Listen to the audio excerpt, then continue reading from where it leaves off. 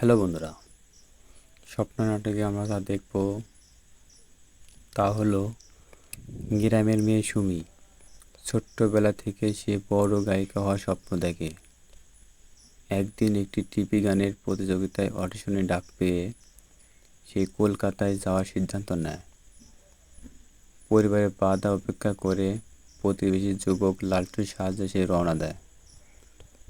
কিন্তু নানা সমস্যার কারণে তারা সময় মতো অডিশনে পৌঁছাতে পারে না।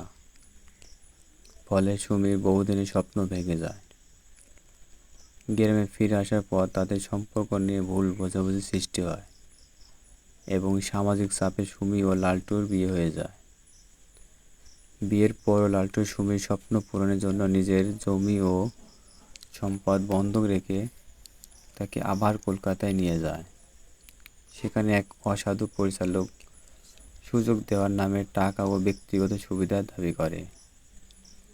সুমি জীবনের কঠিন বাস্তবতার মুখোমুখি হয় এবং বুঝতে পারে স্বপ্ন পূরণের পথে কত প্রকার প্রতারণা ত্যাগ লুকিয়ে থাকে।